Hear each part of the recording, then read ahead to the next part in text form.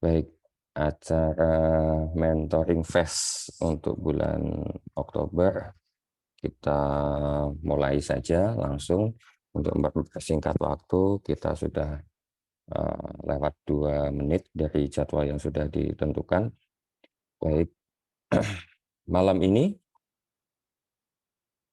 judul dari mentoring fest kali ini adalah terkait dengan kejahatan siber. Jadi saya membawakan materi berjudul visualisasi dan analisis data untuk investigasi kejahatan siber. Pertemuan sebelumnya tentang ISO, kali ini mungkin agak sedikit berbeda, namun di dalam sebuah kegiatan terutama di analisis keamanan siber, pastinya nanti akan bersinggungan dengan investigasi, sebuah kegiatan investigasi. Terutama karena kita di cyber security, tentunya adalah di kejahatan siber. Baik, sebelum kita mulai, perkenalkan dulu. Saya Dedi Haryadi, biasa dipanggil Dedi. Sedikit memperkenalkan diri, profil pendidikan. Saya latar belakangnya adalah informatika, dulu sempat kuliah di UPN Veteran Yogyakarta, dan sekarang juga masih di Jogja, posisi saya, dan kemudian lanjut studi di Universitas Islam Indonesia, Magister Informatika dengan konsentrasi forensik, lebih tepatnya konsentrasi forensika digital. Saat ini kegiatan profesional saya aktif sebagai dosen dan peneliti di Universitas Jenderal Ahmad Yani Yogyakarta, kemudian juga di PT Widya Adijaya Nusantara sebagai Vice President of Technology. Kami adalah perusahaan Widya Groups yang ada di Jogja, salah satu startup bidang keamanan siber. Selain itu, saya juga sebagai tenaga ahli bidang keamanan siber untuk beberapa pemerintah daerah. Tadi saya sampaikan bahwa saya adalah seorang peneliti, artinya saya juga melakukan beberapa publikasi ilmiah. Di antara publikasi ilmiah ini sudah menghasilkan sebuah prototyping yang kemudian sudah kami daftarkan di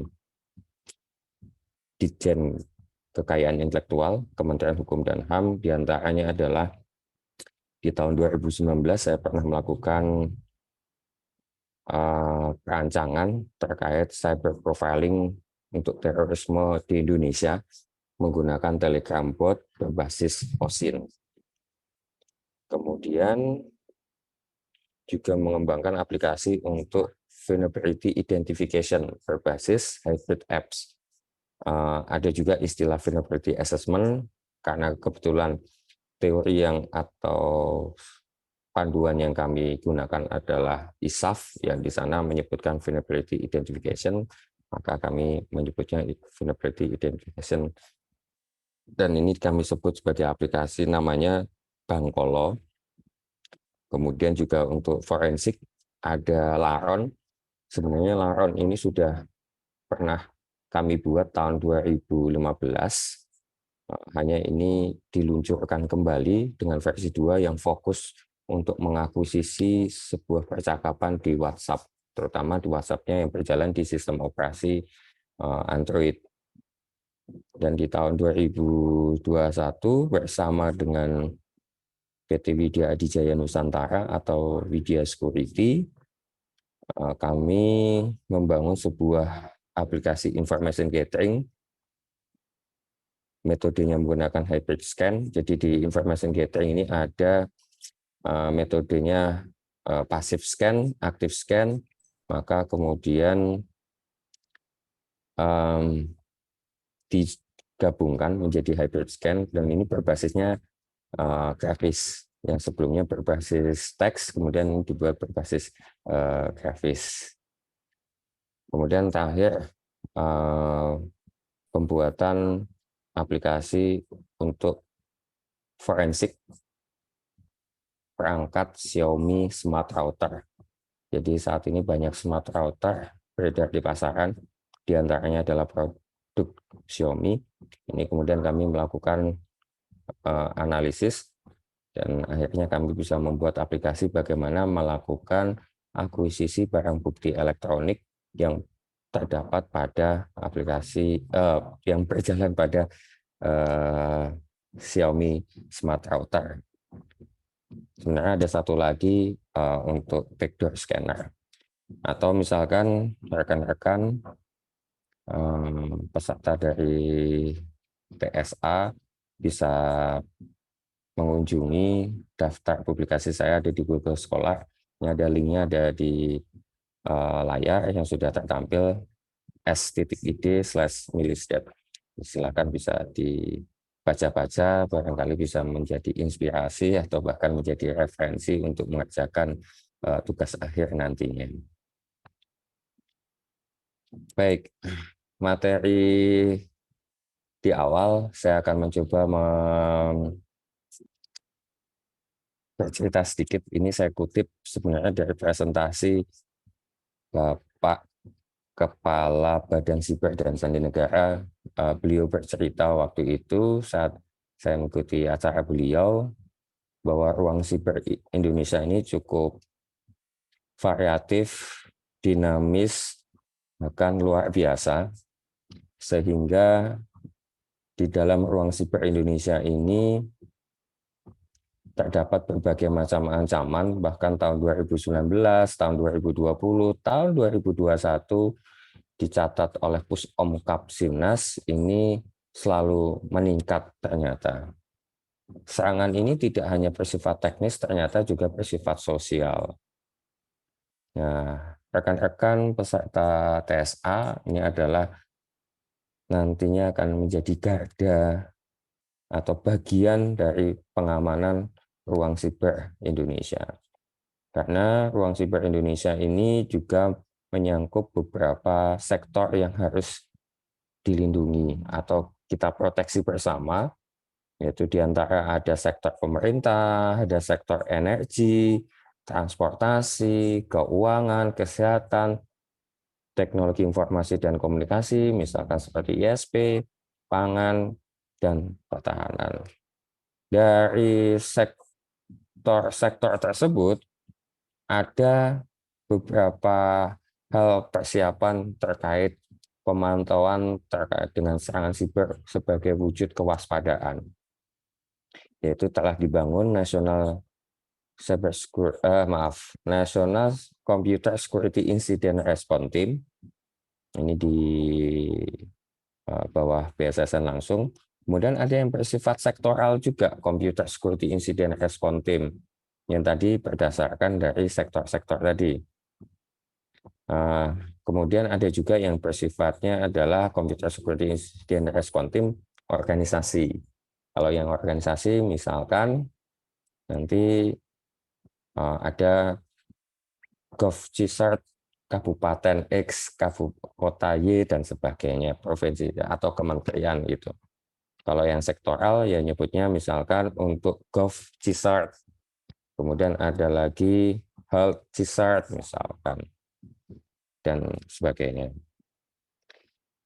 Ini adalah ruang siber yang harus kita jaga bersama. Harapannya rekan-rekan peserta TSA akan menjadi bagian pengamanan dari ruang siber Indonesia atau bisa dikatakan sebagai cyber guard-nya Indonesia gitu kan. Kami berharap kita semua akan menjadi cyber guard untuk menjaga ruang siber Indonesia. Ini kita masih berbicara tentang teorinya dulu, datanya terlebih dahulu. Ini yang tadi saya ceritakan bahwa tahun 2019, tahun 2020 naik. Ini yang terjadi di tahun 2021, kenaikannya luar biasa. Ini berdasarkan laporan tahunan hasil monitoring keamanan siber di Pusat Operasi Keamanan Siber Nasional (BSSN) ini ada 1,6 miliar traffic yang bersifat anomali. Jadi rekan-rekan mungkin sudah merasakan kalau tahun 2021 sudah ada beberapa hal-hal yang aneh di internet gitu kan. Ini menurut Puspopcam Sinas BSSN. Yang tahun 2022 bagaimana?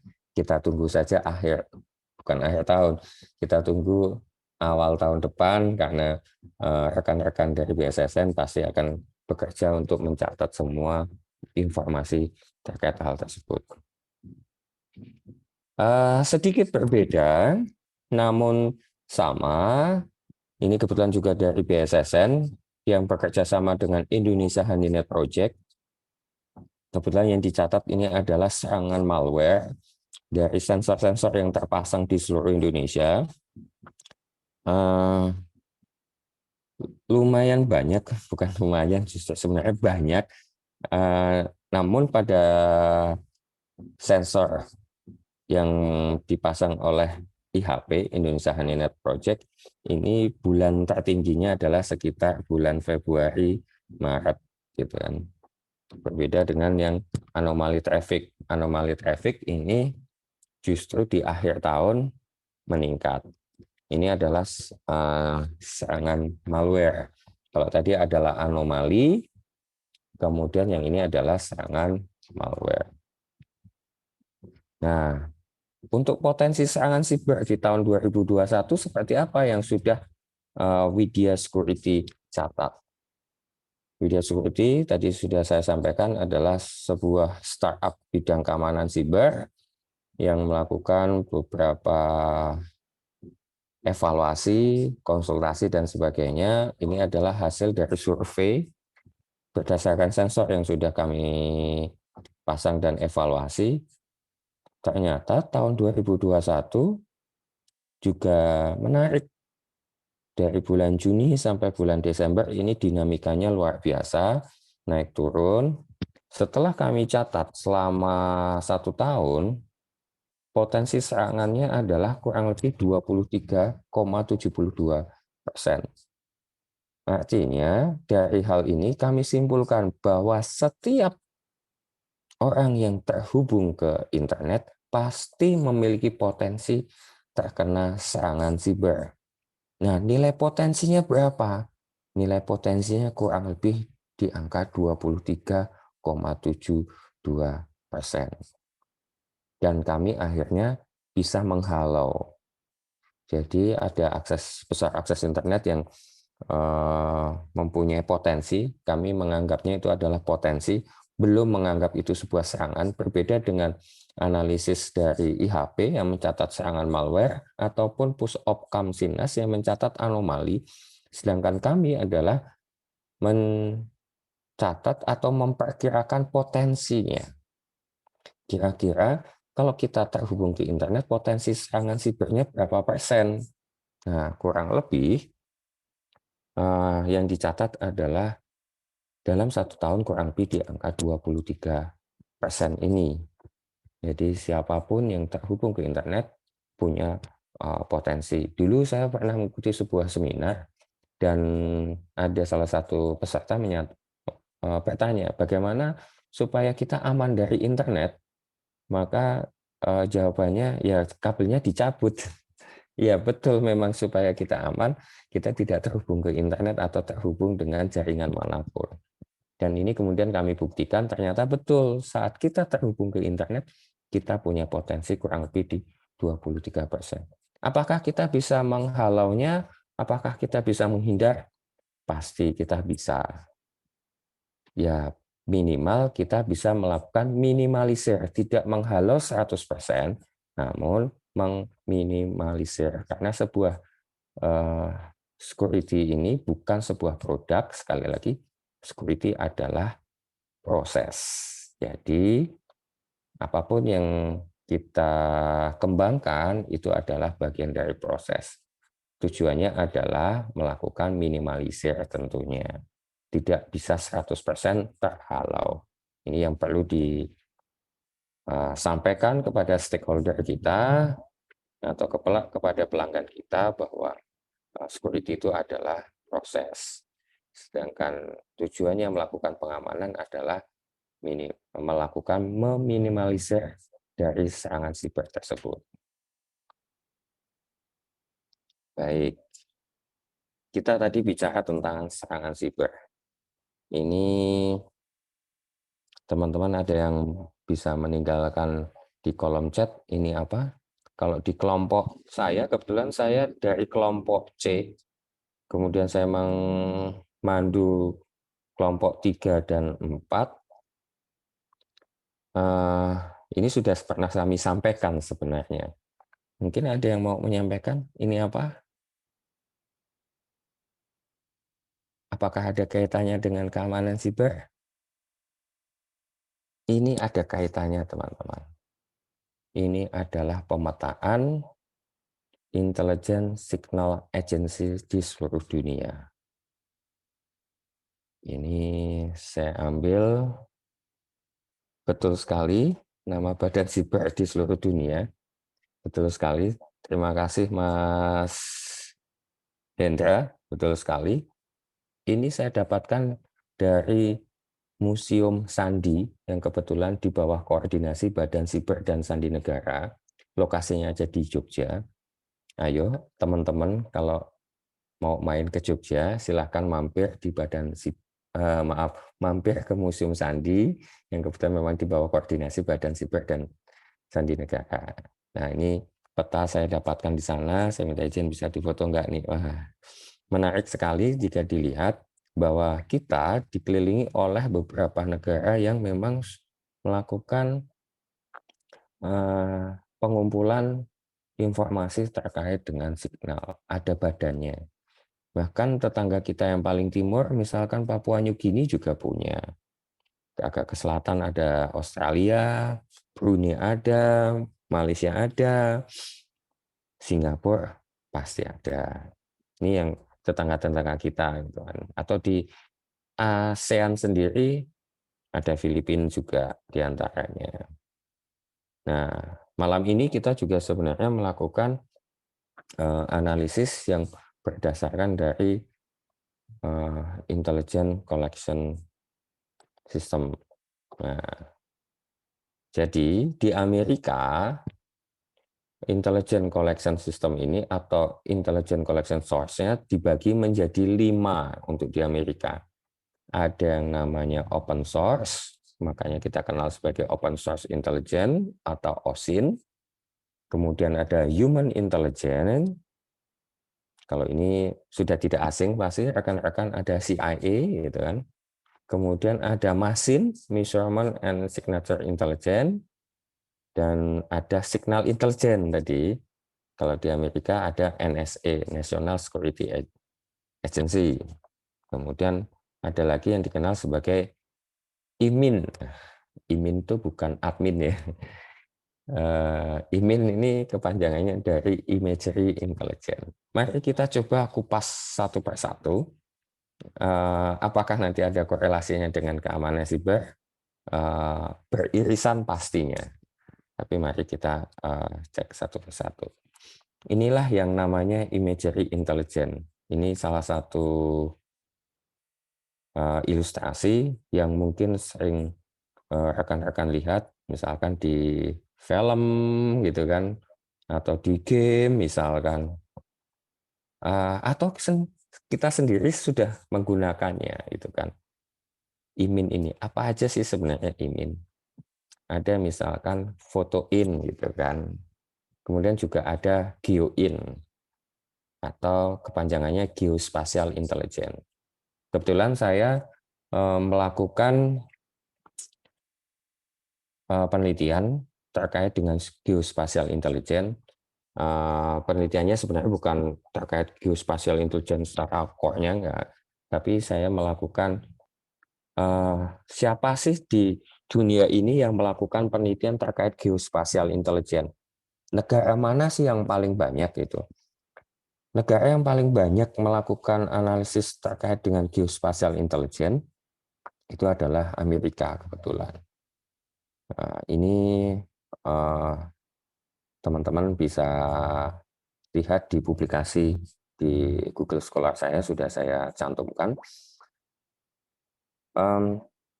Sumber datanya adalah saya mengambil dari Scopus. Rekan-rekan mungkin sering mendengarkan dosen mengatakan kita harus terindeks Scopus ya, kita mencari informasi di Scopus dan sebagainya. Nah, kemudian saya mengambil informasi publikasi terkait geospatial intelligence yang terindeks Scopus, kemudian saya analisis negara mana saja sih gitu kan. Nah, ternyata yang cukup besar adalah Amerika. Sedangkan di Asia, Cina juga ya, ASEAN yang menarik yaitu Malaysia. Di Malaysia itu sudah ada risetnya, bahkan perusahaan yang berbasis di Malaysia pun juga sudah bermain di geospatial intelligence yang kemarin belum lama meluncurkan yang namanya Grab Maps. Sebenarnya waktu saya menulis terkait dengan geospatial intelligence, saya punya keresahan sebenarnya. Keresahannya adalah seperti yang di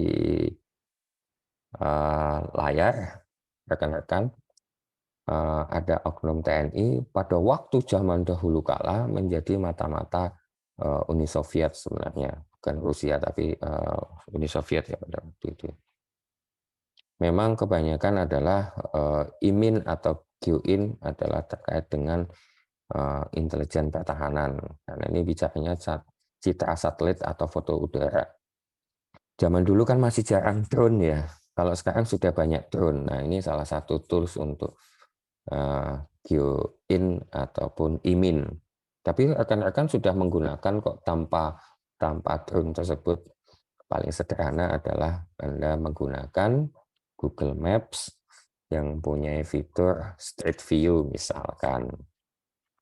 Ini sudah tentunya rekan-rekan sudah menggunakan. Nah, yang ramai adalah biasanya ini signal intelligence. Ya ini saya hanya mengutip saja dari pemberitaan. Banyak yang meme yang muncul, abang tukang bakso pakai walkie talkie gitu, atau pakai HT, kijang satu ganti dan sebagainya. Ini meme, jadi ini sebuah joke atau guyon. Lalu sebenarnya apa sih di dalam signal intelligence? Memang kita bicara di signal intelligence ini ada communication, ELIN, electronic intelligence, vision, foreign signal, gitu kan. Terkait kemudian biasanya memang di signal intelligence kita bicara tentang penyadapan sinyal, pencarian sinyal, deteksi sinyal. Salah satu yang saya alami dan cukup ramai waktu itu, sewaktu ada kejadian erupsi Merapi di Jogja. Kan ramai komunikasinya menggunakan komunikasi radio, ternyata ada yang melakukan jamming. Padahal komunikasi radio ini penting sekali buat kami. Pada zaman itu masih sosial media, baru Twitter yang ramai, Facebook juga sudah ada. Tapi yang cukup intensif adalah memang komunikasi radio. Nah, ini diganggu oleh orang-orang yang tidak berkepentingan. Akhirnya komunikasi atau informasi terkait dengan perkembangan erupsi sangat terganggu. Maka dilakukan sebuah pencarian siapa pelakunya, yaitu dengan biasanya tekniknya namanya fox hunting, yaitu deteksi sinyal dan kemudian pencarian sinyal. Akhirnya tertangkap juga orang yang mengganggu komunikasi tersebut. Ini aktivitasnya adalah signal intelligence. Kemudian ada yang measurement and signature intelligence atau MASIN.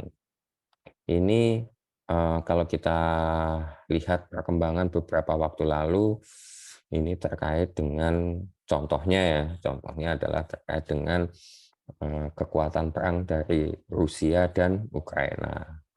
Jadi ini melakukan identifikasi kapasitas dan strategi persenjataan. Misalkan ada Rusia, jumlah personelnya berapa, kemudian pesawatnya berapa, dan sebagainya. Bahkan termasuk objek vital nasional. Dan kita juga punya objek vital nasional yang perlu kita pertahankan. Terutama rekan-rekan di TSA ini akan menjadi garda terdepan atau bagian dari cyber guard di Indonesia. Nah, selanjutnya ada human intelligence. Ini namanya juga human, berarti melibatkan manusia. Jadi pendekatan dan pengumpulan informasinya itu menggunakan manusia atau di sini disebutnya agen lapangan. Ya tadi human tidak bisa bekerja sendiri saja. Biasanya kalau zaman sekarang pasti sudah menggunakan beberapa tools. Bisa jadi dengan GeoIn, juga dengan Sijin gitu kan. Nah, ini mungkin bisa didiskusikan nih gitu kan. Kira-kira kalau teman-teman dari gambar ini ada yang mau kita diskusikan ya gitu kan. Ini mungkin ilustrasi yang salah, bukan ilustrasi yang tepat rekan-rekan. Karena ada beberapa mengatakan bahwa yang digambar ini adalah seorang agen lapangan. Ternyata bukan, ini adalah pekerja seni memang. Ada beberapa anggapan. Ya, ada yang beranggapan bahwa ini memang pekerja seni, ada yang menganggap adalah agen lapangan. Kita tidak pernah tahu ada agen lapangan di sekitar kita, gitu kan. Nah, ini disebutnya adalah human intelligence. Nah, yang rame adalah saat ini terkait dengan OSINT. Nah, yang OSINT ini prinsipnya kan informasi yang ada di internet apapun gitu kan, yang kemudian kita lakukan identifikasi, bahkan mencarinya pun dengan teknik-teknik yang khusus. Yang lebih menarik adalah teknik Anda dengan teknik saya bisa berbeda, tapi tujuannya sama, yaitu melakukan identifikasi data, mengumpulkan informasi, apapun yang ada di internet. Tujuannya apa? Tujuannya macam-macam. Ada yang data analitik. Jadi kalau misalkan open source intelligence, ada juga yang kemudian untuk menganalisis bisnis, itu juga ada. Misalkan pengen mengetahui potensi bisnis terkait dengan penjualan sebuah produk. Ini juga menerapkan open source intelligence. Atau misalkan yang sempat ramai beberapa waktu lalu terkait profiling. Namanya si A, kemudian alamatnya di mana, golongan darahnya, apa, nomor teleponnya, dan sebagainya. Padahal banyak juga profiling kalau misalkan di Wikipedia itu udah banyak sekali nama orang-orang gitu kan. Atau bahkan dengan OSINT ini kita bisa melakukan prediksi.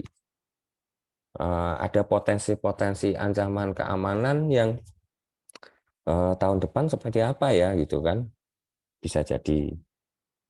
Atau bahkan melakukan investigasi. Nah, yang akan kita lakukan adalah nantinya adalah melakukan investigasi. Nah, rekan-rekan peserta TSA untuk mencoba OSINT itu tekniknya macam-macam, dan ini ada sebuah OSINT framework. Terakhir saya mengaksesnya sudah cukup lama sebenarnya. Jadi ada osintframework.com. Ini ada macam-macam. Kalau Anda misalkan ingin mencari username, Anda menggunakan tools apa gitu. Kalau Anda mau mencari email, toolsnya apa, macam-macam. Kemarin saya juga sempat menemukan, kemarin tadi pagi kalau nggak salah, juga menarik tools-tools yang digunakan untuk OSINT misalkan. Mohon maaf. Nah, ini rekan-rekan bisa langsung coba saja OSINT framework atau dengan kata kunci OSINT tools, sudah banyak sekali di internet. Jadi kita bisa menggunakannya secara bebas, yang terpenting adalah bertanggung jawab. Oke, kita lanjut Bicara OSIN, saya di sini untuk melakukan investigasi tindak kejahatan siber. Oke. Ini yang pernah kami lakukan penelitian. Ada sebuah situs web kepemerintahan di mana dilakukan perubahan halaman web, biasa disebut web defacement, dan ini ada sebuah menarik karena ini isinya sebenarnya adalah puisi, gitu kan. Mari kita lihat bersama-sama. Ini judulnya Aku versus Wong Tuamu. Kalau misalkan orang Jawa ini versus orang tuamu, gitu kan. Dan banyak sekali. Nah, yang menjadi highlight adalah hack by XGXS. Nah, ini kita catat dulu nih, XGSS, gitu kan. XGSS ini melakukan peretasan yang selanjutnya saya sebut cukup viral karena ini dilakukan kebetulan tercatat di Pengadilan Agama Sleman dan tampil di atau terpublikasi di Detik News. Ini terpublikasi tanggal 13 Januari tahun 2020, gitu kan. Jadi ini XGSS ini sama persis tulisannya semacam ini. Kita catat terlebih dahulu XGSS. Ini adalah sumbernya berawal dari Detik, gitu kan. Kemudian saya mencoba menelusuri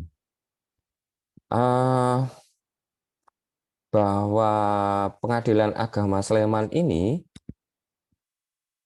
di zone H atau zone H ini ada arsipnya ternyata.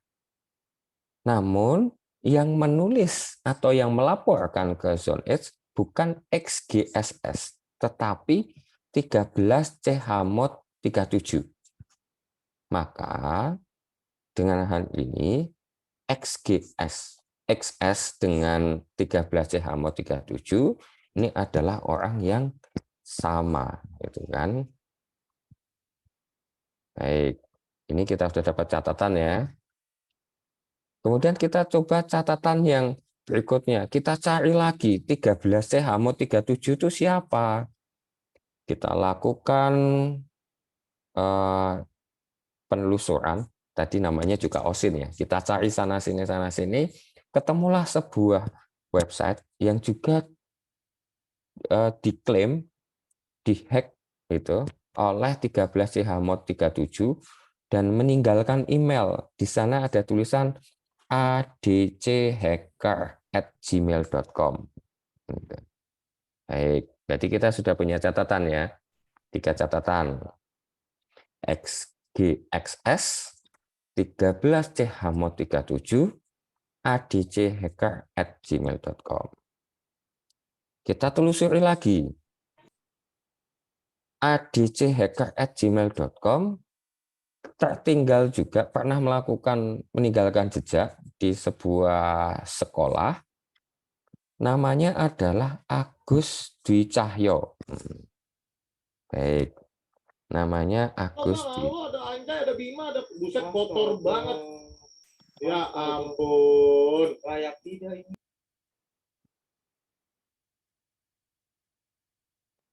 Baik, kita lanjutkan.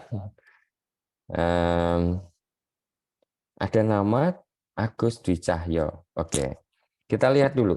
ADC, A-nya Agus, D-nya Dwi, C-nya Cahyo. Cocok enggak ya? Oke, cocok atau tidaknya kita simpan dulu, kita catat, gitu kan? Sudah, kita catat. Nah, telusuri melalui Facebook. Baik, di Facebook. Oke.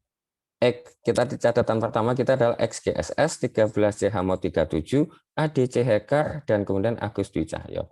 Saat di Facebook, XGSS, seperti yang di kotak ini, kemudian kita lihat kotak yang di atas.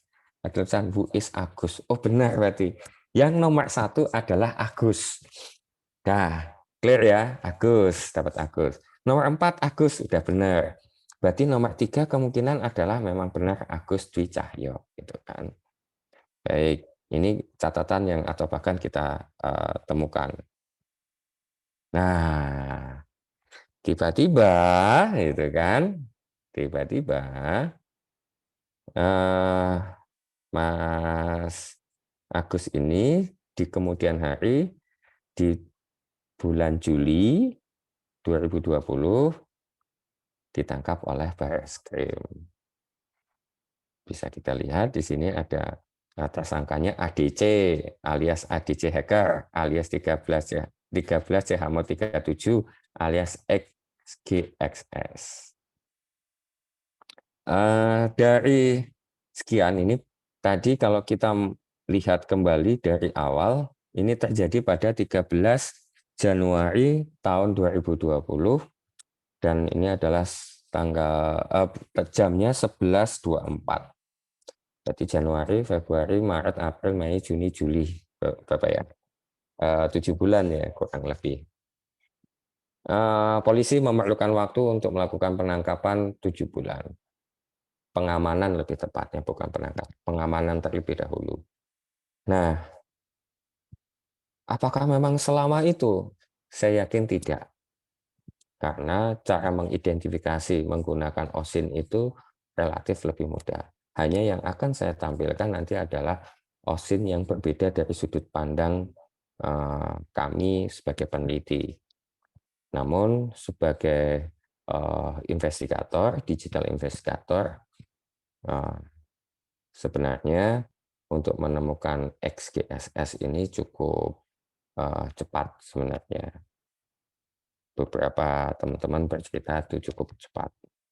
Ini saya tidak bisa mengungkap bagaimana prosesnya, hanya rekan-rekan diskusi di belakang itu akan sangat cepat. Bahkan sebenarnya di bulan Januari itu sendiri sudah teridentifikasi siapa pelakunya, lokasinya ada di mana, itu sudah tercatat semuanya. Nah, dari kejadian ini kami di Universitas Jenderal Ahmad Yani Yogyakarta melakukan penelitian. Siapa sih Mas Agus? Ya tentu sudah tahulah Mas Agus siapa. Sebenarnya saya sendiri juga sudah diberikan informasi siapa sih Mas Agus. Alamatnya di mana juga saya sudah diinformasikan oleh tim. Lengkap lah informasinya gitu kan. Kemudian yang ingin kami lihat adalah jejaringnya Mas Agus seperti apa. Maka saya bersama Mas Manda Hadi dari Universitas Islam Negeri Sunan Kalijaga Yogyakarta melakukan penelitian dengan judul ini, Applying Visualization and Analysis Data to Investigate Cybercrimes. Kasusnya adalah web defacement. Mungkin ada yang bertanya, bolehkah saya mendapatkan salinan dari artikel ini? Boleh sebenarnya. Hanya sampai saat ini belum terbit, jadi masih menunggu.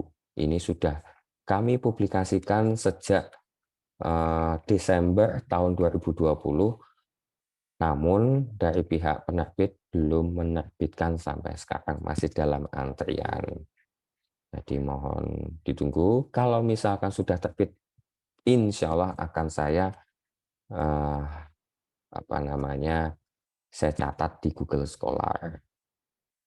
Nah, apa yang kami lakukan ini adalah dari awal saya menggunakan Zone Edge gitu kan. Nah, si Zone Edge ini kemudian kami sebagai sumber datanya. OSIN-nya itu adalah itu OSIN source. Sumber dari OSIN-nya adalah zoneedge.org. Kami mencari nickname 13 CHMO 37 atau XGXS tadi. Nah, kami catat, itu sebenarnya kami mencatat dari tahun 2018. Hanya karena ada sesuatu hal terkait waktu, maka kami persingkat, yaitu mulai tahun 2019 sampai tahun 2020. Nah, kebetulan tahun 2020 ada kejadiannya gitu kan. Nah, yang 2019 bagaimana? Tadi kami mencatat ini manual rekan-rekan. Jadi setiap web development itu biasanya ada kredit. Nah, Mas Agus ini dengan nickname 13CHMO37 biasanya menuliskan kredit di web atau halamannya adalah beberapa.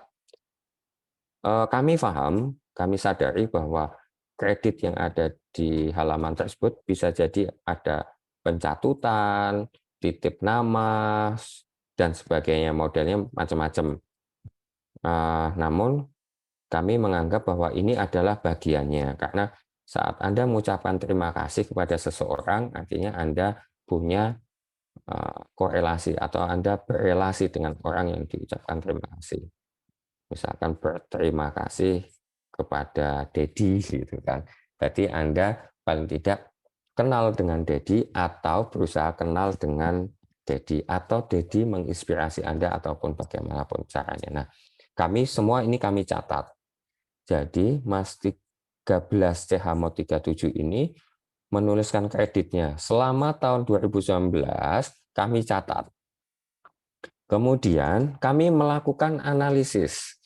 Analisisnya cukup menarik, rekan-rekan. Ini adalah analisis bibliometrika. Apa itu analisis bibliometrika?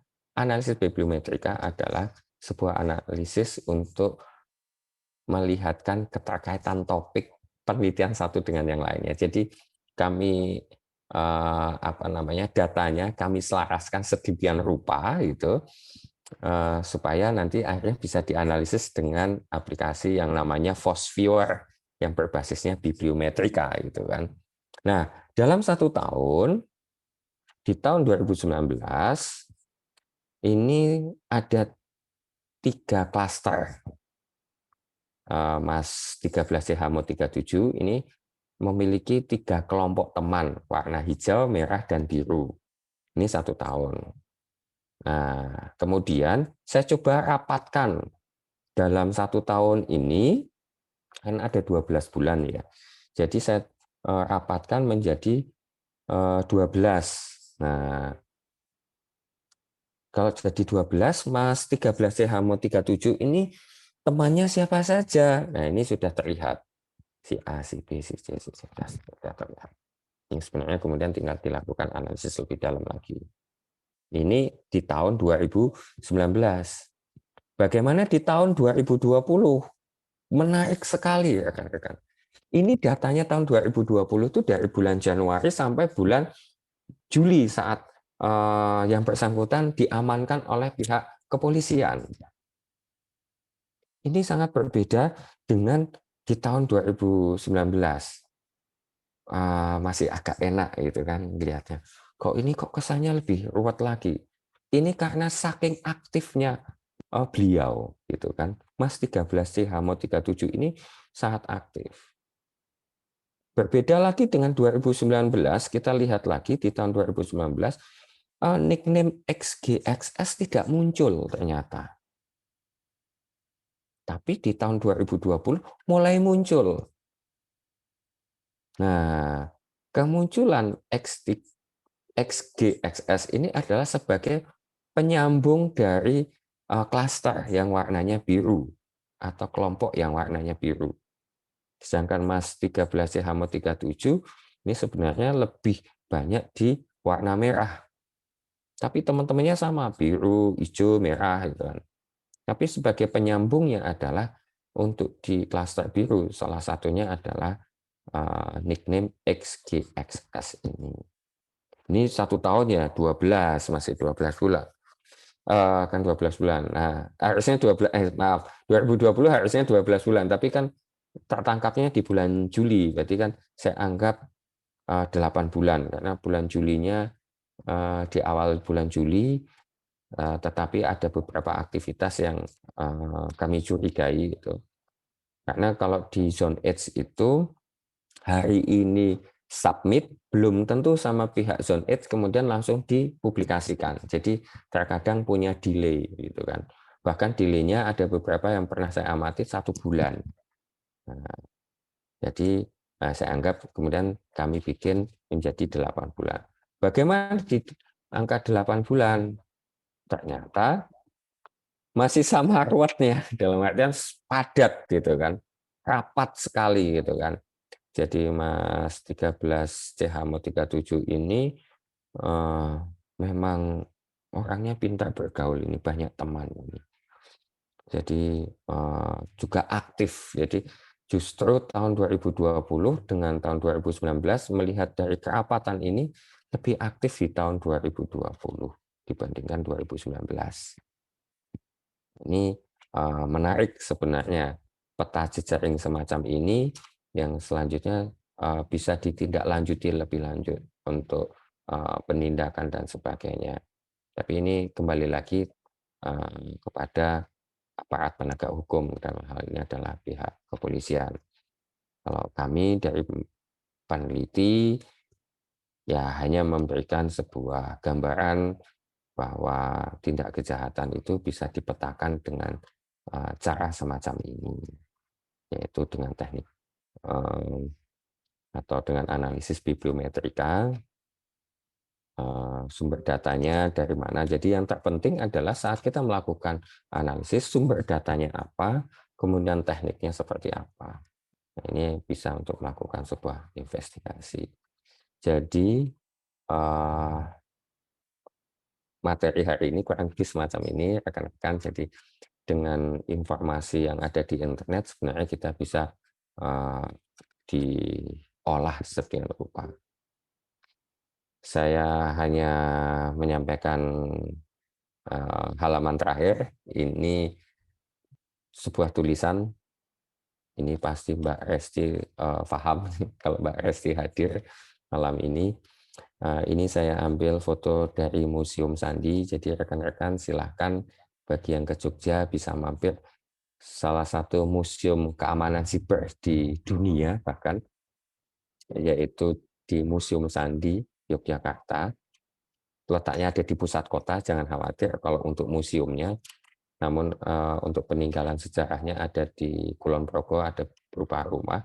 Namun untuk museumnya ada di tengah kota. Jadi jangan khawatir kalau misalkan berkunjung ke Jogja, bahkan dekat dengan Tugu Jogja, silakan bisa mampir ke Museum Sandi. Nah, ini ada pesan dari Bapak Sandi Indonesia, yaitu Dr. Rubiono Kertopati.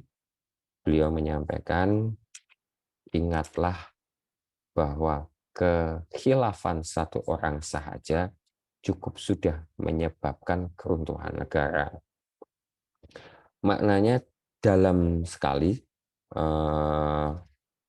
pesan beliau ini masih sangat-sangat relate buat saya, masih ada hubungannya kita sebagai cyber guard-nya Indonesia. Bahkan rekan-rekan jika lihat di Net Akad, materi pertama ada sebuah video, itu cukup satu orang saja ternyata bisa menyebabkan kelumpuhan sebuah perusahaan. Kalau beliau mengatakan ini kelumpuhan sebuah negara. Jadi kurang lebih begitu rekan-rekan malam ini. Mohon maaf waktunya hampir 60 menit saya menyampaikan. Ini udah, kalau di waktu saya pukul 20.51, mungkin kalau yang di Indonesia bagian tengah ataupun timur sudah menunjukkan lebih. Saya tutup untuk penyampaian atau pemaparan materi. Jika ada tutur kata yang kurang sopan, kurang berkenan, saya mohon maaf yang sebesar-besarnya. Terima kasih atas perhatiannya rekan-rekan. Di sini kurang lebih ada 130-an yang gabung. Luar biasa, terima kasih. Saya akhiri, wassalamualaikum warahmatullahi wabarakatuh. Silakan, sekarang waktunya adalah untuk diskusi. Saya lihat di kolom chat terlebih dahulu. Baik. Duh, ada Mbak Resti gitu kan. Izin Mbak. Nah, jadi ini bagian dari Agus Sedunia mungkin. Tapi ya tadi sudah tersampaikan sebenarnya. Yang bersangkutan sudah diproses beberapa tahun yang lalu kok di Pengadilan Negeri Sleman. Mungkin sudah selesai masa tahanannya. Mungkin kalau melihat rekaman dari ini, beliau semakin bersemangat untuk menjadi cyber security engineer untuk membangun bangsa justru nantinya. Kemarin mungkin belum dapat jalannya, sekarang mungkin setelah ketemu dengan rekan-rekan APH di Jakarta, di Jogja, kemudian bisa menjadi cyber security engineer seperti rekan-rekan di sini. Baik, monggo ada pertanyaan dari Mas Hendra. Betul, Indonesia cukup banyak. Sebenarnya apakah standarisasi dalam sebuah website menggunakan HTTPS sudah cukup? Pengamanan layar aplikasi, developer tips, baik. Saat kita melihat sebuah aplikasi, terutama aplikasi berbasis web, sudut pandangnya banyak. Yang pertama adalah kalau Mas Hendra sampaikan HTTPS, HTTPS itu adalah protokolnya atau jalur komunikasinya. Jadi antara server dengan Anda itu sudah diamankan jalur komunikasi. Jika Anda melakukan login ke halaman web tersebut sudah menggunakan HTTPS, insya Allah bisa relatif lebih aman. Karena ada banyak teknik ternyata website ini juga harus dikonfigurasi anti downgrade HTTPS. Jadi ada teknik untuk melakukan downgrade. Caranya bagaimana? Mohon maaf saya belum bisa mendemokan karena waktu itu juga kami mencobanya secara tim dan saya lupa ingat. Tapi pada prinsipnya saya pernah melakukan downgrade. Kalau zaman dulu ada nama toolsnya sebenarnya SSL Strip kalau nggak salah. Itu sampai kelas perbankan nasional saja bisa di downgrade. Tapi zaman dulu ya, zaman dulu, bukan zaman sekarang. Zaman mungkin 10 tahun yang lalu bisa di downgrade. Jadi kalau di downgrade dari HTTPS menjadi HTTP, maka saat kita login pasti akan ketahuan username dan passwordnya. Jadi HTTPS adalah salah satu langkah untuk mengamankan komunikasi. Tetapi pastikan lagi bahwa sistemnya, servernya tidak bisa di-downgrade HTTPS-nya. Itu yang pertama, Mas. Dan kemudian terkait dengan XSS. Ya, XSS ini ada dua model kan, yang permanen dan yang temporer itu kan. Yang temporer kan tidak berpengaruh, tapi ada yang berpengaruh. Nah, XSS ini biasanya pengalaman saya adalah bahasa pemrograman atau fitur lebih tepatnya, fitur yang digunakan itu belum melakukan sanitasi terhadap entry data. Jadi saat kita memasukkan sebuah kode, maka itu bisa mengeksekusi dan itu tersimpan di dalam website tersebut.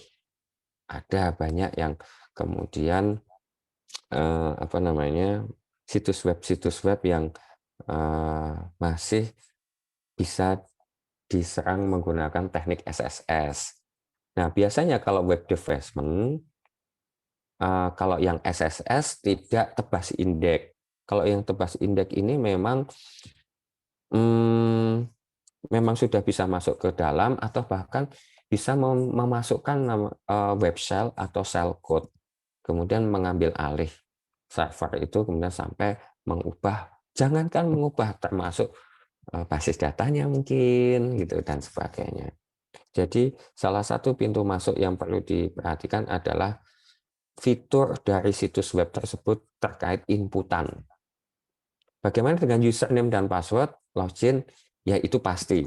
Tapi ada beberapa fitur yang bukan username dan password. Contoh yang paling sering adalah buku tamu.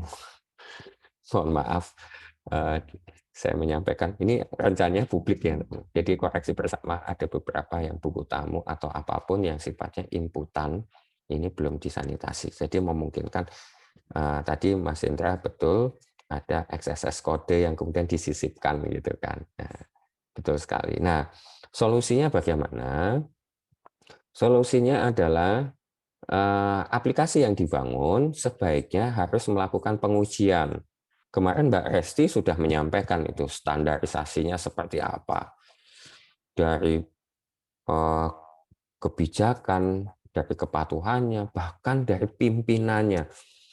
Itu wajib, kepimpinan itu wajib. Pimpinan itu harus punya komitmen terhadap keamanan tadi.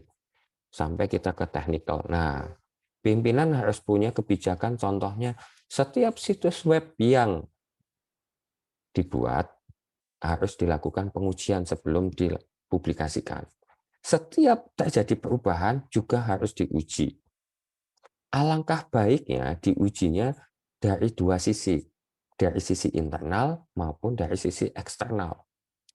Lebih baik lagi jika membuka program namanya bug bounty. Tapi di Indonesia, mohon maaf, sepertinya masih sangat jarang. Ada. Saya yakin ada bug bounty. Tapi ya harap maklum terlebih dahulu, berbeda bug bounty dengan di luar negeri. Pengalaman ya di luar negeri lebih banyak nilainya.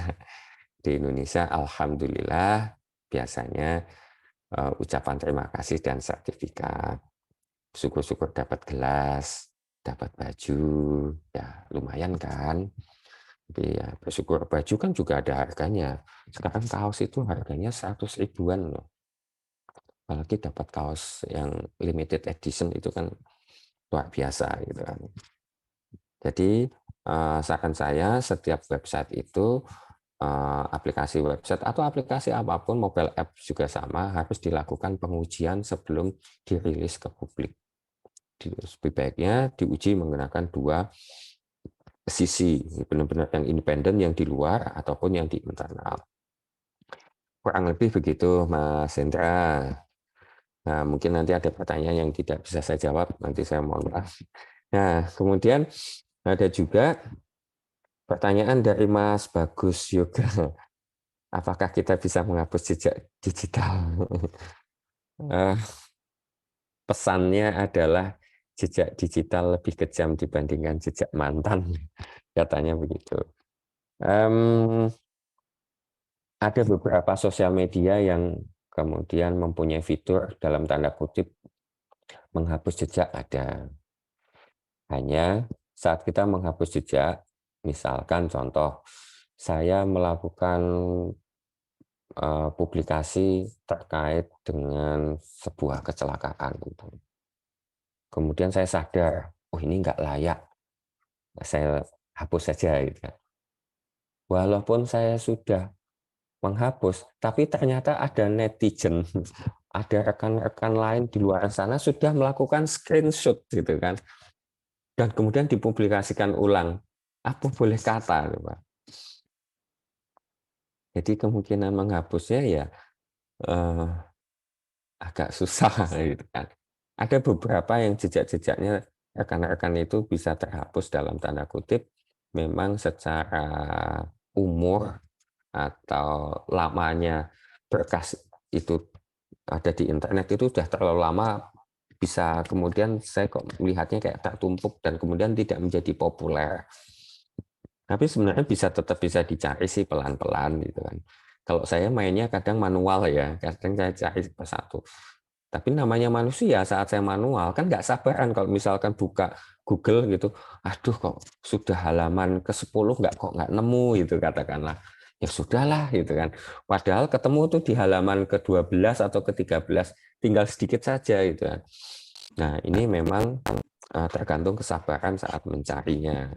Jadi ya kita manfaatkan itu saja. Semakin lama datanya bisa hilang. Cuma ya bukan hilang, tenggelam lebih tepatnya, bukan hilang. Tapi sampai saat ini saya belum menemukan teknik bagaimana bisa menghapus, karena pengamatan di luaran sana juga cukup banyak, jadi ya harap maklum gitu kan.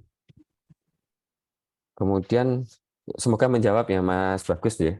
Ada juga ini Saudara Salva Adrian, keamanan hardware juga harus jaga.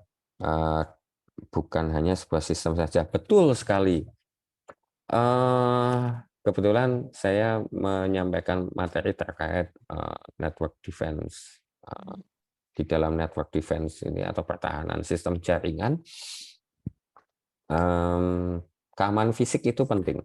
Kalau misalkan rekan-rekan belajar tentang IT itu atau misalkan belajar jaringan, kan ada OSI layer ya sampai 7 ya. Layer paling bawah itu kan fisikal ya. Jadi memang harus tetap diamankan. Jadi keamanan fisik itu penting gitu kan. Jadi tidak hanya keamanan sistem, tetapi juga keamanan fisik. Keamanan fisik seperti apa yang kemudian apa namanya kita amankan gitu kan.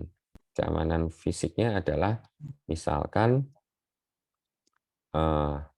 adanya penambahan CCTV, alarm, kemudian bahkan smoke detection, hidran, dan sebagainya.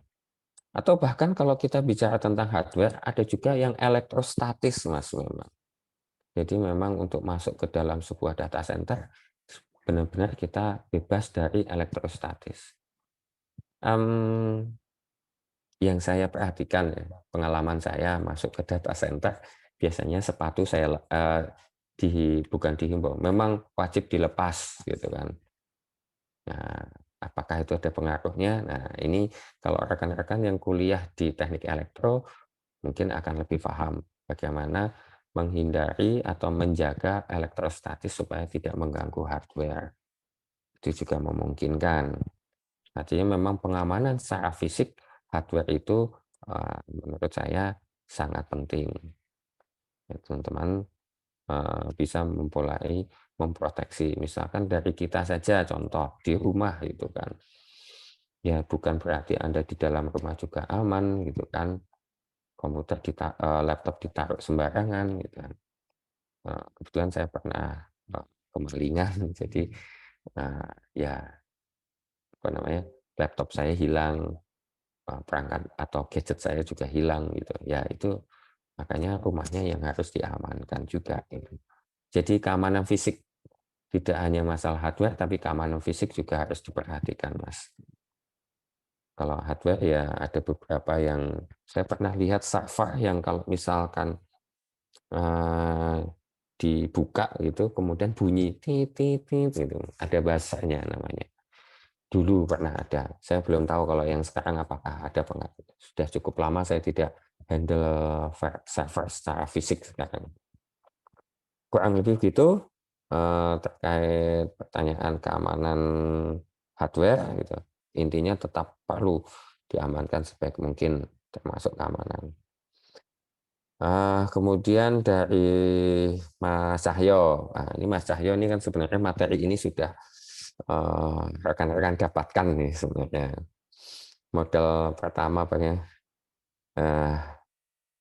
modal pertama untuk terjun ke dunia cyber security. TSA ini adalah modalnya salah satunya, Mas. Sudah, Mas. Jadi beruntung rekan-rekan yang ada di sini adalah rekan-rekan yang mendapatkan modal untuk menjadi cyber security engineer sesuai dengan tagline-nya Road to Cyber Security Junior, Cyber Security Analyst Junior, gitu kan. Dan cyber security ini kita bicaranya jam terbang. Maka di TSA ini kan rekan-rekan diminta juga menuliskan apa namanya publikasi ya, baik video maupun tulisan. Itu adalah menjadi modal portofolio rekan-rekan. Semuanya kita tetap memulai dari hal yang paling kecil. Lama-lama menjadi besar. Itu kan pepatah orang tua kita dulu, nenek moyang kita. Gitu. Jadi melalui TSA ini adalah salah satu modalnya. Caranya banyak sebenarnya. Bisa ikut kuliah, bisa ikut training, bisa belajar sana, belajar sini, manapun. Tambah jam terbang rekan-rekan, gitu ya. Jam terbang saya mungkin tidak sehebat seperti teman-teman yang lainnya.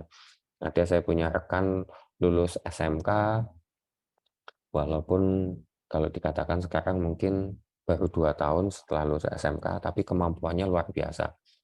Karena bicaranya jam terbang, karena aktif terus. Sedangkan saya yang sudah katakanlah bermain cyber security sudah sejak zaman kuliah dulu, ya begini-begini saja ya. Masing-masing punya istilahnya punya kesibukan, punya cara masing-masing. Kalau Anda masih punya waktu luang, manfaatkan sebaik mungkin, apalagi masih berstatus mahasiswa. Waktu yang sangat tepat sekali untuk belajar dan belajar. Di explore sedalam mungkin. Nah, gitu kurang lebih Mas Cahyo.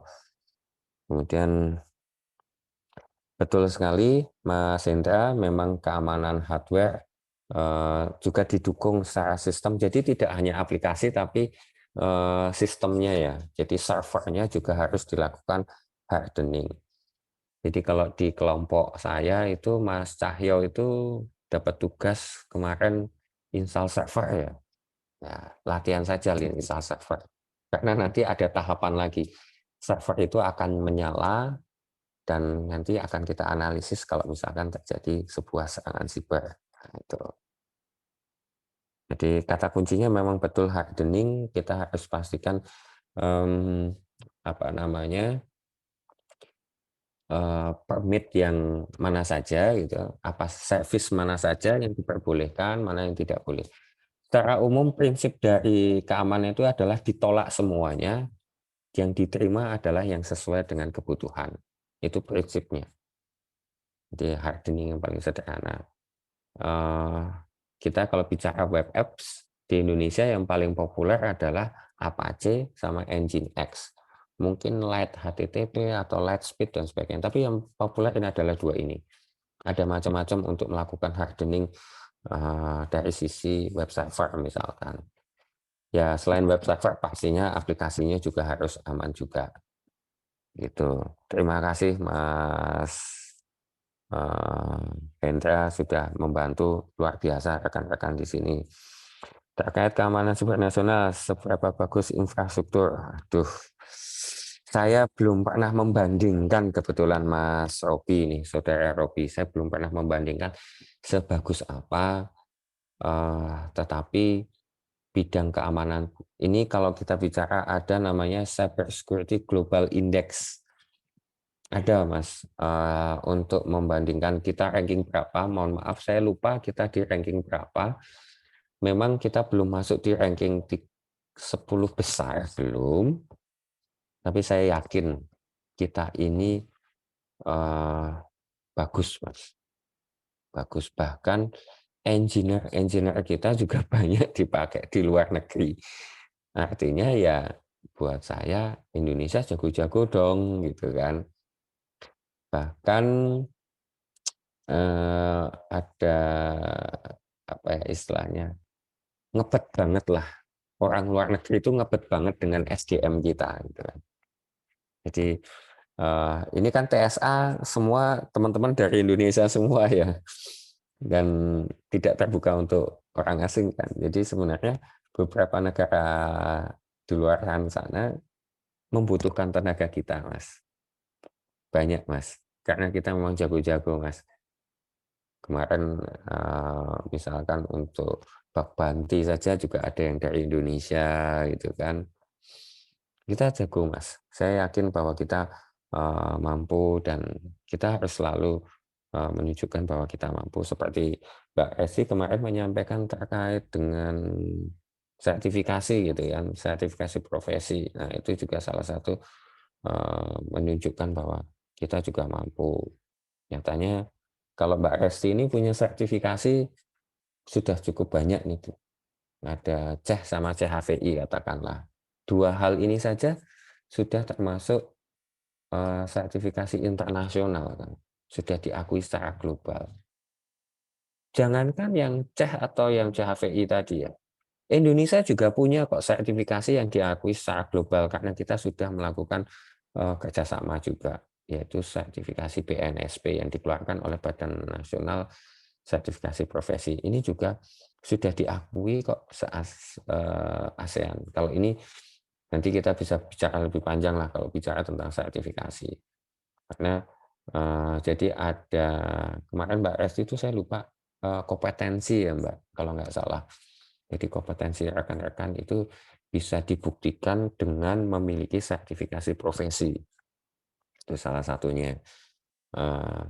Tapi ada juga orang yang tidak punya sertifikasi tapi juga jago, juga ada kok. Tapi kembali lagi ini bicara tentang kepatuhan gitu. Materi yang kemarin. Jadi relate banget materi yang kemarin, kemudian hari ini masih nyambung lah. Semoga rekan-rekan punya rezeki, kemudian bisa menempuh ujian kompetensi entah yang global maupun yang nasional.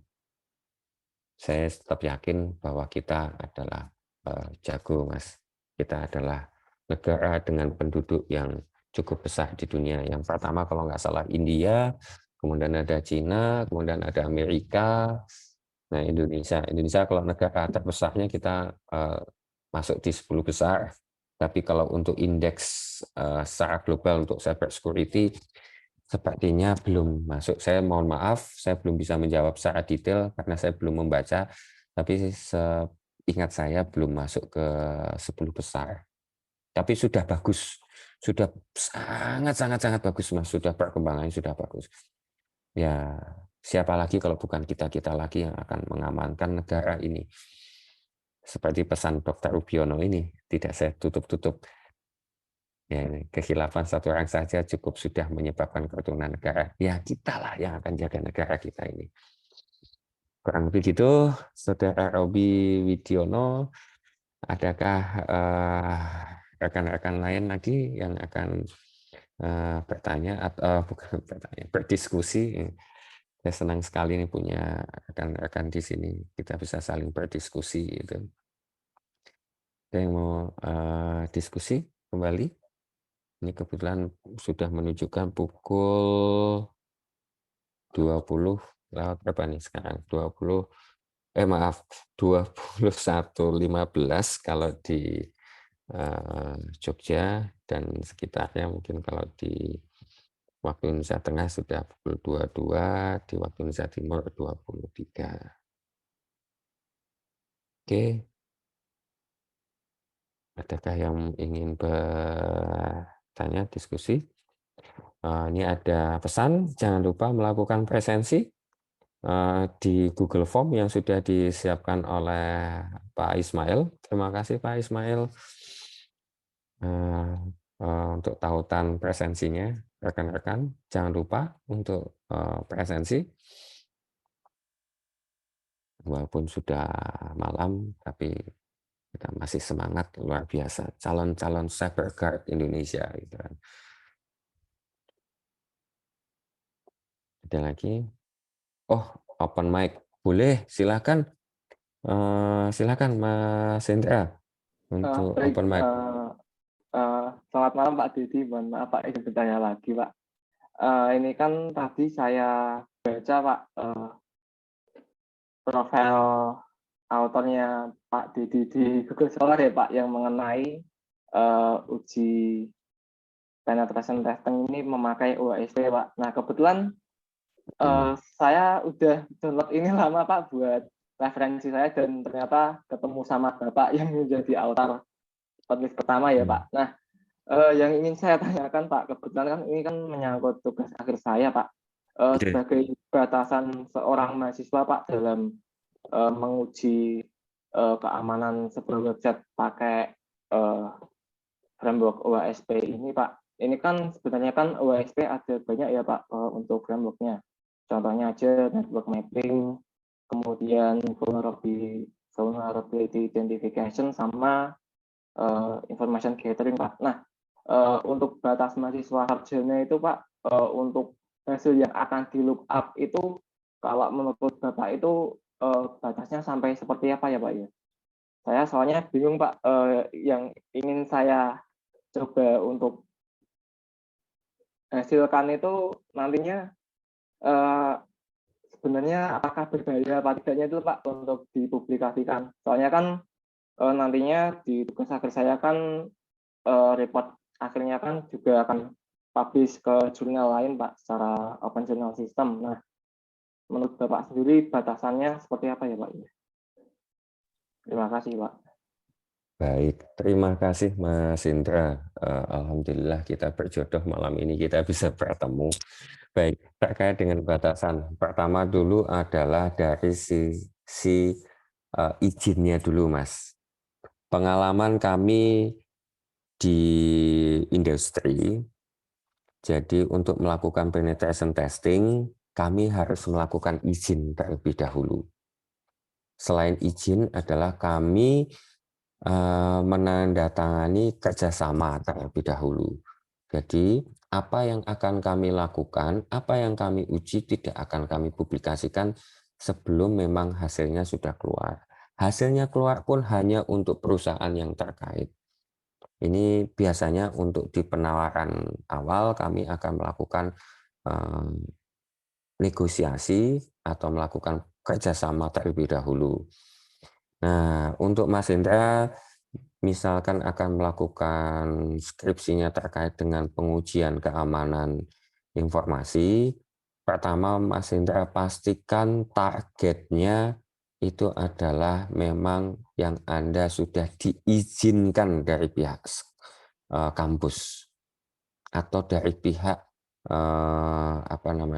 target misalkan instansinya lain. Kalau Anda targetnya adalah kampus sendiri, silakan ajukan izin, koordinasi dengan dosen pembimbing, pastikan itu Anda dapat hak akses untuk melakukan pengujian. Itu yang pertama, Mas. Izin dulu, Mas. Karena kalau tidak izin, tentu nantinya Anda akan kena pasal. Jadi sekali lagi ini perlu kehati-hatian memang. Yang pertama ya, yang kedua adalah ruang lingkupnya atau misalkan sedalam apakah saat kita melakukan penelitian. Kebetulan yang biasa saya gunakan adalah tahapan yang ada di ISAF, Information System Security Assessment Framework. Dari ISAF itu kan ada 3 tahap ya, ada yang namanya planning. Nah, planning atau preparation itulah yang tadi harus dilakukan, benar-benar dapat permit, dapat izin dari target. Yang kedua ada assessment dan kemudian ada laporan. Nah, di assessment ini ada 9 tahap. Nah, 9 tahap ini biasanya pengalaman saya di industri itu kami sampai tahap penetration testing. Kami tidak melakukan gaining access, kami tidak melakukan pengambilan alih sebuah sistem. Biasanya kita sampai ke penetration testing. Kalau misalkan gaining access, ada gaining access. Beberapa kasus yang pernah kami jumpai gaining access adalah ya kita benar-benar bisa masuk ke server. Tapi ada juga yang kita biasanya sampai di pengujian saja. Jadi celah keamanannya apa, potensinya apa, kemudian rekomendasinya apa, lokasi istilahnya path-nya gitu kan. Jadi kalau misalkan ada XSS nanti path-nya di mana, kalau misalkan SQLi nanti pintunya di mana, path-nya di mana disebutkan. Nah, kemudian juga saat ini walaupun sudah beberapa ada yang meninggalkan, ada yang namanya Common Vulnerability Score-nya. CVSS-nya kemudian juga ditampilkan. Ini termasuk CVSS apa gitu kan. Kalau misalkan terkait kedalaman, karena Anda juga mahasiswa dan tujuannya untuk penelitian atau misalkan untuk skripsi, coba konsultasikan dengan dosen. Apakah saya harus sampai ke pengujian? Apakah saya cukup sampai di vulnerability assessment? beberapa mahasiswa di tempat saya, karena kebetulan kampus kami masih kampus baru ya, jadi kami mengawalinya tidak begitu terlalu dalam. Kami coba sampai di vulnerability dulu saja. Jadi kan ada awalannya ada information gathering. Sebenarnya kalau information gathering pun itu bisa dalam kalau untuk urusan penelitian atau misalkan skripsi. Contoh ada beberapa tulisan saya terkait dengan information gathering. Itu sudah dalam. Apalagi salah satu tools information gathering yang populer di Indonesia adalah Sudomi. Ini adalah yang menulis kodenya 100% adalah Mas Redo dari Amikom. Itu luar biasa tulisnya. Kemudian ada UU Scanner tadi yang saya ceritakan, itu adalah aplikasi information gathering. Itu kerjasama Universitas Jenderal Ahmad Yani Yogyakarta dengan Widya Security. Itu menghasilkan aplikasi yang berbasis grafis serupa dengan Sudomi. Sudomi sendiri sudah dibuat grafisnya, ada publikasi ilmiahnya juga sudah kami buat. Ini juga sudah menarik kok sebenarnya. Bahkan ini pengalaman ya. Dengan adanya information gathering saja kita nggak usah harus melakukan network mapping, tidak harus vulnerability identification atau vulnerability assessment, atau bahkan penetration testing. Kita sudah mendapatkan aksesnya, Mas. Dapat username dan password. Atau kita bisa mengetahui celahnya langsung. Dari mana? Biasanya beberapa pengembang zaman sekarang, pengembang zaman now, pengembang di era di bawah saya, kalau di atas saya kan zaman old ya, itu tidak mengenal GitHub katakanlah, tidak mengenal kode repository. Ada versioning, ada, kami mengenal versioning. Tapi zaman dulu jarang banget mengenal GitHub atau misalkan GitLab. Dengan information gathering itu biasanya ditemukan juga kode-kode dari aplikasi tersebut. Di mana kode-kode tersebut terdapat username dan password, bahkan password dari database sendiri. Maka sangat memungkinkan aplikasi-aplikasi yang di luar sana tidak harus dihack. Cukup dilakukan information gathering, cuma dilakukan scanning saja, kita sudah mendapatkan username dan password. Ini cukup menyedihkan memang untuk kasus semacam ini. Juga ada, Mas, kasusnya. Nah, sekarang tinggal masalah kasus secara pribadinya. Mas Hendra boleh kontak saya melalui Telegram, saya @milisdet. Monggo bisa kontak saya, nanti kita bisa ngobrol panjang kali lebar. Kalau Anda posisinya di Jogja, dengan senang hati misalkan kita bisa kopi darat, kita bisa ketemuan, kurang lebih gitu. Itu Mas Indra. Ya, terima kasih Pak Didi atas informasinya Pak. Maaf Pak, satu pertanyaan lagi Pak. Siap. Untuk yang studi kasusnya Pak Didi ini yang di Unis XYZ ini Pak, apakah sampai diizinkan Pak untuk penetration testing yang baik black ataupun white ini Pak sampai memberikan sebuah POC-nya Pak? Yang mohon maaf, publikasi yang mana Mas? Yang saya sebutkan ya Pak, yang di Unis Duta Bangsa Surakarta. Oh, gitu. Baik. Yang kampus itu saya hanya sampai di vulnerability assessment. Nah, kebetulan kan peneliti keduanya adalah dari kampus yang bersangkutan. Selain kampus yang bersangkutan, kebetulan yang bersangkutan adalah pejabat setempat. Jadi alhamdulillah saya punya akses lebih mudah kalau zaman sekarang menyatakan adalah privilege. Alhamdulillah saya dapat privilege untuk melakukan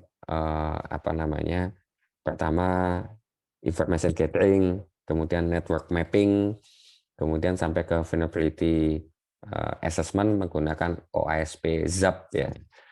Tapi saya sebenarnya lebih prefer kalau misalkan untuk scanning kayak semacam Nessus gitu yang berbayar gitu misalkan. Tapi karena kita di lingkungan akademik ya kita biasanya menggunakan yang open source. Saya coba yang OSP Zap itu. Dan itu nggak dalam kok Mas. Itu hanya kulit saja kok. Jadi kalau saya boleh bercerita belak-belakan itu kondisinya nggak begitu dalam kok. Nah ini tergantung nanti dosennya. Ya kalau ya saya dapat akses dari penulis kedua, di mana penulis kedua adalah salah satu pejabat di kampus tersebut. Kurang lebih gitu sih, Mas. Bedanya begitu, Mas. Kadang kalau mau menganalisis kampus, gitu, Mas Hendra. Ya, Mohon baik, izin, Mas terima Hendra. kasih. Ya, Mas terima Hendra, kasih. posisi di mana, Mas Hendra? Oh, saya di Salatiga, Pak. Oh, salah Iya, tiga. ya Ya, kebetulan ya rumah Bude ada di Jogja juga, Pak, di Condang Catur. Mungkin wah, kalau dekat, iya, Pak.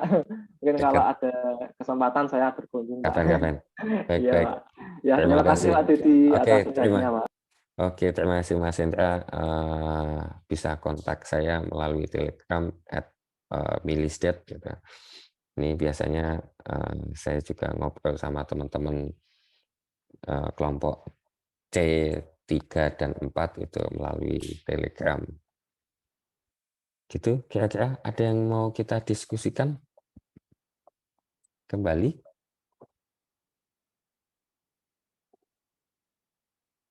Ini alhamdulillah terima kasih masih bertahan 113, jadi sekitar 130-an. Baik, adakah rekan-rekan yang akan kita diskusikan bersama? Dengan senang hati kita masih bisa ngobrol-ngobrol gitu, diskusi.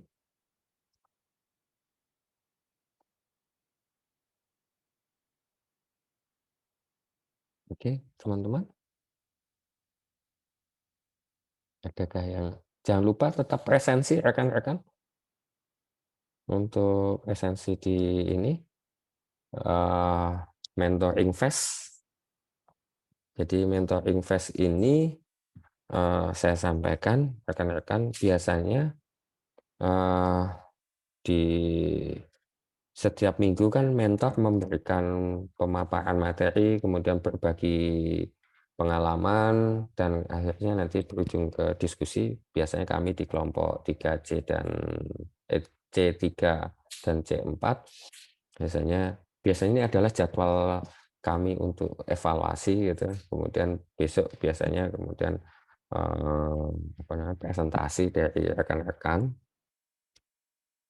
Jadi mentoring fest ini tujuannya adalah memperingan dari rekan-rekan, nanti mentoringnya diganti dengan salah satu materi yang dipaparkan ini gitu kan.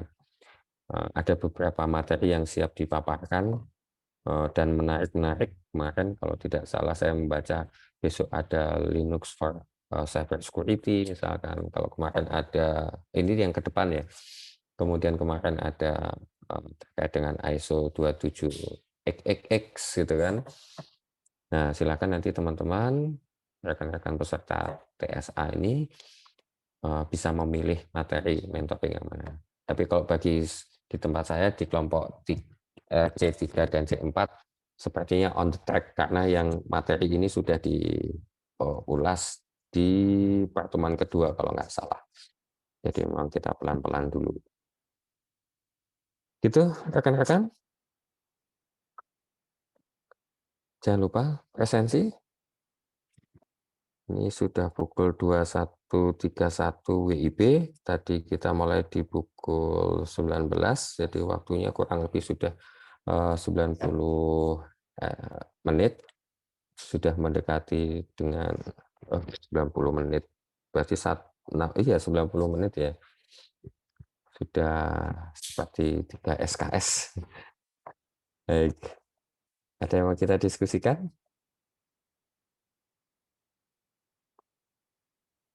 Pak Ismail, kira-kira ada yang mau ditambahkan Pak Ismail? Sudah sangat lengkap, Pak. Terima kasih. Baik, terima kasih Pak Ismail.